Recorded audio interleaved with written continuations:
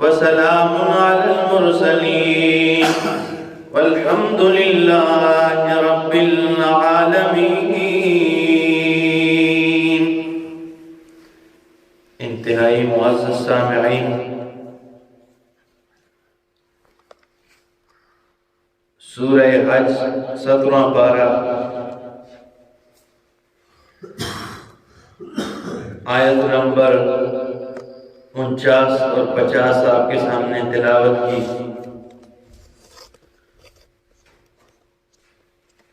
اس میں توحید کا مسئلہ نہ ماننے والوں کے لیے ایک تخویف بھی ہے، اور وَيَسْتَعْجِلُونَكَ جو پچھلے درس میں آپ سن چکے، اس سے پہلے والی آیت میں وَيَسْتَعْجِلُونَكَ بِالْعَذَابِ، میرے پیغمبر یہ آپ سے عذاب کا مطالبہ کرتے ہیں کہ جس عذاب سے تو ہمیں ڈرا رہا ہے وہ عذاب لے آ۔ تو یہ اس کا جواب بھی ہے کہ اللہ رب العزت نے فرمایا میرے پیغمبر کہہ دیجئے کہ میں تو انا نذیر مبین، میں تو ڈرانے والا ہوں۔ جس عذاب کا تم مطالبہ کر رہے ہو یہ چیز میرے اختیار اور میرے قبضے میں نہیں، میرا کام ہے اس عذاب سے تمہیں ڈرانا۔ یہ بات پکی ہے کہ عذاب آئے گا، لیکن مجھے تو اتنا بھی پتہ نہیں کہ عذاب کب آئے گا، میں صرف اور صرف تمہیں اس عذاب سے ڈرا رہا ہوں۔ اور یہ بات بھی سمجھ لو کہ میری بات مان جاؤ، توحید کا مسئلہ مان جاؤ، اگر مان جاؤ گے تو کامیاب ہو جاؤ گے، اور اگر نہیں مانو گے، انکار کرو گے تو اللہ کا عذاب تمہارے اوپر آ جائے گا۔ فرمایا قُلْ يَا أَيُّهَا النَّاسِ، میرے پیغمبر کہہ دیجئے اے لوگوں، انما انا لکم نذیر مبین، کہہ دیجئے کہ اے لوگوں میں تو تمہارے لیے انا نذیر مبین، میں تو کھلا ڈرانے والا ہوں، واضح طور پہ تمہیں اللہ کے عذاب سے ڈرانے والا ہوں، میں تمہیں اللہ کے قہر و غضب سے ڈرانے والا ہوں۔ ہاں عذاب برپا کرنا میرے اختیار میں نہیں ہے، ٹھیک ہے، یہ اللہ کا کام ہے۔ اگر مسئلہ توحید مان جاؤ، اگر مان جاؤ گے تو کامیاب ہو جاؤ گے، کیونکہ اسی مسئلے میں تمہاری کامیابی ہے، اسی مسئلے میں تمہاری کامیابی پنہا ہے، اسی مسئلے میں تمہارے لیے کامرانی ہے۔ یہ مان جاؤ، اگر نہیں مانو گے تو پھر عذاب آئے گا۔ آگے فرمائیں فَالَّذِينَ آمَنُوا، پس بہرحال وہ لوگ آمنوا جو ایمان لائے، وَعَمِلُوا الصَّالِحَاتِ اور نیک اعمال کیے، لَهُمْ مَغْفِرَةٌ ان کے لیے اللہ فرماتے ہیں مغفرت دے، معافی ہے، بخشی ہے۔ ان کے لیے کیا ہے؟ جو توحید کا مسئلہ مان جائے ان کے لیے کیا ہے؟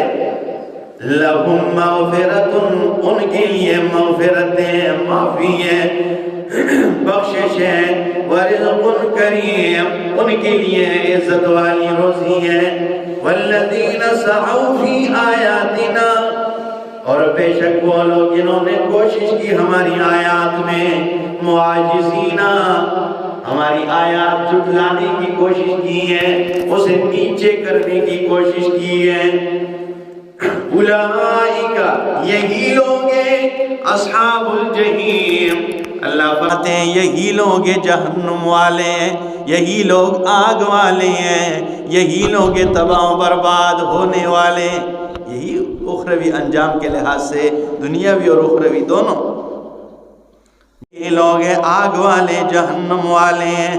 وما ارسلنا من قبلک من رسول اور نہیں بھیجا ہے میرے پیغمبر ہم نے آپ سے پہلے میرا رسول کوئی رسول نہیں بھیجا ہے، ولا نبی اور کوئی نبی ایسا نہیں بھیجا ہے، الا اذا تمنا مگر اذا تمنا جب بھی وہ نبی بیان کرتے ہیں، القى الشیطان فی امنیتہ تو شیطان ڈالتا ان کے بیان میں یعنی وسوسے ڈالنے لگ جاتا. فَيَنْسَخُ اللَّهُ مَا يُلْقِي الشَّيْطَانُ، تو اللہ مٹا دیتا ما یلقی الشیطان، جو وسوسہ شیطان ڈالتا. ثُمَّ يُحْكِمُ اللَّهُ آیَاتِهِ، اور پھر اللہ مضبوط کرتا اپنے آیات کو اپنے بندوں کے دلوں میں. واللہ علیم حکیم، اور اللہ علیم جاننے والا، حکیم حکمتوں والا ہے.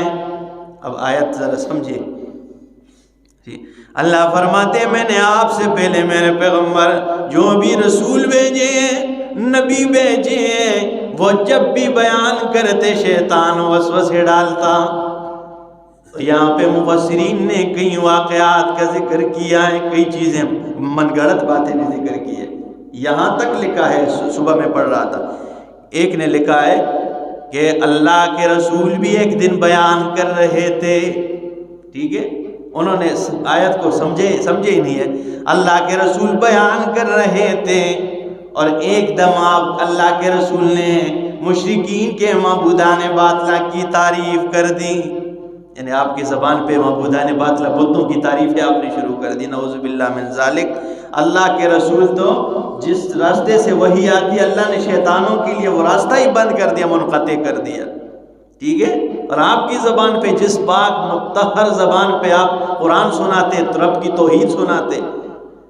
ہمارے مشائخ نے بڑی محنت کی، واللہ العظیم خدا کی قسم ہے، انہوں نے محنت کی اور انہوں نے کوشش ہی کی کہ قرآن کو قرآن کے اندر ہی حل کیا جائے. یہ کام مشکل ہوتا ہے، لیکن قرآن کی آیت کو قرآن کے اندر حل کیا جائے، اور اس پہ انہوں نے پوری زندگیاں کپا دی. تو فرمایا اصل معنی آیت کا یہ ہے، فرمایا میرے پیغمبر میں نے جتنے بھی رسول یا نبی بھیجے ہیں وہ جب بھی بیان کرتے ہیں قرآن میں. دوسرے مقام پہ اللہ فرماتے ہیں وَمِنْهُمْ أُمِّيُّونَ لَا يَعْلَمُونَ الْكِتَابَ، اور ان میں بعض ان پڑھ ہیں لا یعلمون الکتاب، جو کتاب کا علم نہیں جانتے ہیں. الا امانیہ، عبداللہ ابن عباس رضی اللہ تعالیٰ عنہ مانا کرتے ہیں الا امانیہ، مگر تلاوت جانتے ہیں. وہ صرف کیا کرتے ہیں؟ قرآن کی تلاوت جانتے ہیں، قرآن کا علم نہیں رکھتے ہیں. تو اب مانا ہوگا آیت کا وَمَا أَرْسَلْنَا مِن قَبْلِكَ مِن رَسُولٍ، اور میرے پیغمبر جتنے بھی آپ سے پہلے رسول آئے ہیں، جتنے بھی نبی میں نے بھیجے ہیں، اِذَا تَمَنَّا، جب بھی وہ بیان کرتے ہیں أَلْقَى الشَّيْطَانُ فِي أُمْنِيَّتِهِ، تو ان کے بیان کے دوران شیطان آ کے سامنے بیٹھے لوگوں کے دلوں میں وسوسے ڈال دیتا. ٹھیک ہے، اور ایسا ہی ہوتا ہے، نبی کے بیان میں کوئی فرق نہیں آتا، وہ لوگوں کے دلوں میں وسوسے ڈال دیتا. تو پھر لوگ کیا بن جاتے؟ 3 گروہ بن جاتے ہیں، اور تینوں کا اللہ نے ذکر کیا ہے. آگے 3 گروہ بن جاتے ہیں نا. اللہ فرماتے شیطان وسوسے ڈالتا، لیکن فَيَنْسَخُ اللَّهُ مَا يُلْقِي الشَّيْطَانُ، اللہ مٹا دیتا جو شیطان وسوسے ڈال دیتا. ثُمَّ يُحْكِمُ اللَّهُ آيَاتِهِ، اور پھر اللہ اپنی آیتوں کو محکم کر دیتا، مضبوط کر دیتا اپنی آیات کو اپنے بندوں کے دلوں میں. واللہ علیم حکیم، اور اللہ علیم جاننے والا، حکیم حکمت والا ہے. اب شیطان وسوسے کیوں ڈالتا؟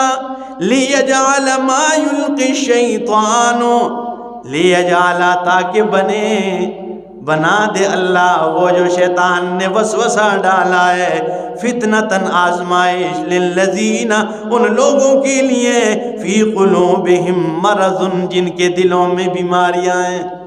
ٹھیک ہے، تاکہ ان کے لیے ڈالتا. اس لیے آپ کہیں گے بھئی شیطان نہیں ڈالتے، اللہ یہ اسے یہ توفیق ہی نہ دیتا، یہ طاقت ہی نہ دیتا کہ وہ نہ ڈالتے نبی کے بیان میں. تو اللہ فرماتے ہیں حکمت یہ ہے تاکہ آزمائش بن جائیں، امتحان بن جائیں ان لوگوں کے لیے، فی قلوبہم مرض، جن کے دلوں میں بیماری ہے، یعنی منافقین کے لیے امتحان آزمائش بن جائے.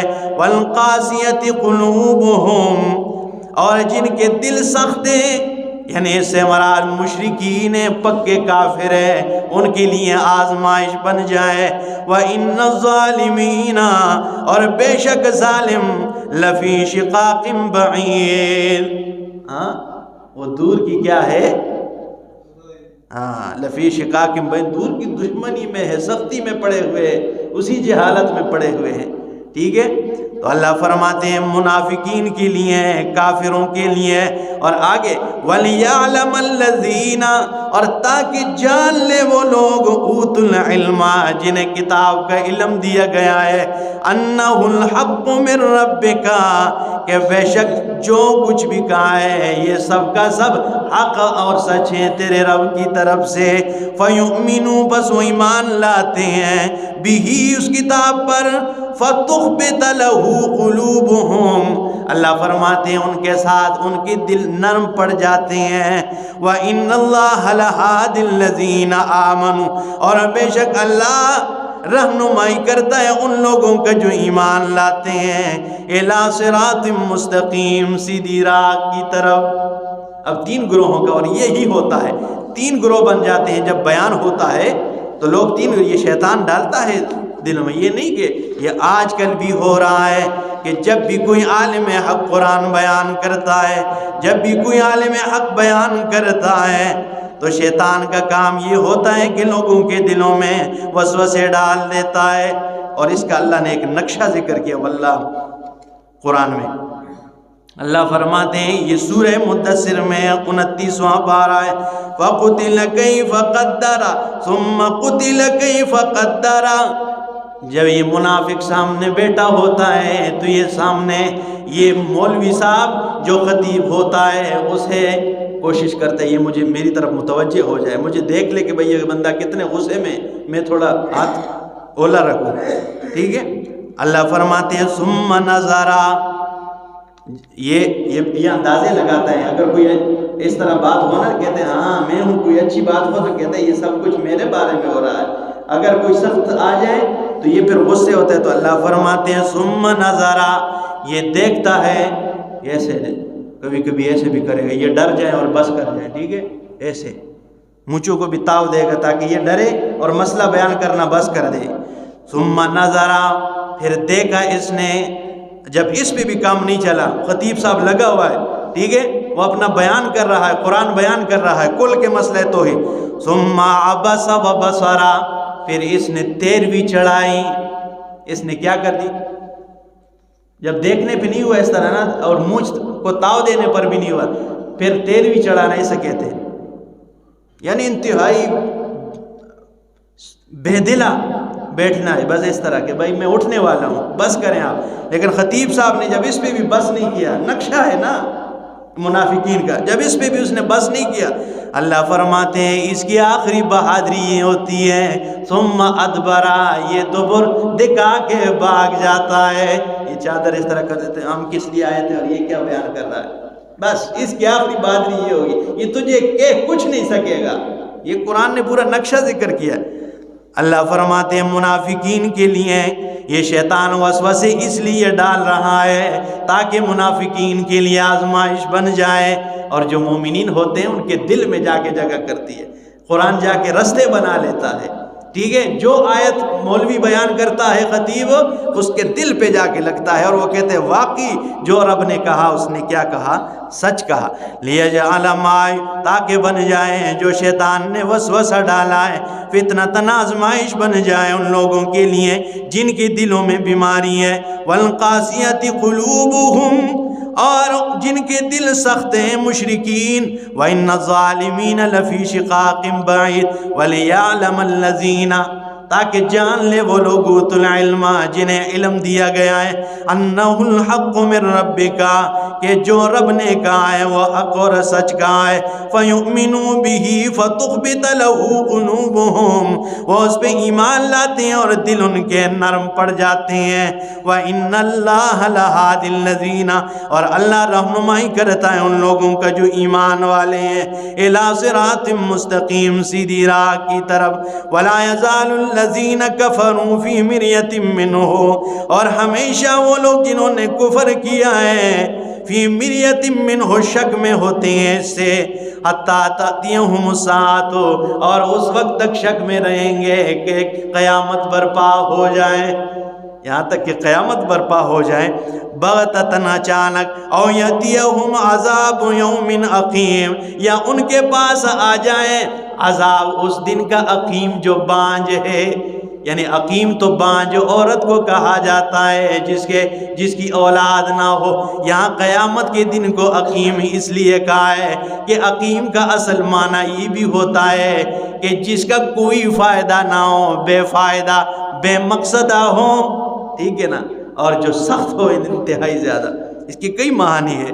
تو فرمایا اس دن کے عذاب آ جائیں، الملک یومئذ للہ، اور بادشاہی اس دن صرف اللہ کی ہے، یحکم بینہم، اللہ فیصلہ کرے گا ان کے درمیان، فالذین آمنوا، پس جو لوگ ایمان لائے، وعملوا الصالحات، اور نیک اعمال کیے، فی جنات النعیم، وہ جنات باغات میں ہوں گے، نعمتوں سے بری ہوئی، وہ نعمتوں سے بڑے باغات میں پھر رہے ہوں گے، والذین کفروا، اور وہ لوگ جنہوں نے کفر کیا ہے، وکذبوا بآیاتنا، اور ہماری آیتوں کی تکذیب کی ہے، فاولئک لہم عذاب مہین، اللہ فرماتے ہیں یہی لوگ ہیں، لہم ان کے لیے عذاب، عذاب مہین، رسوا کرنے والا، ان کے لیے کیا ہے؟ رسوا کرنے والا عذاب ہے۔ اللہ عمل کی توفیق عطا فرمائے۔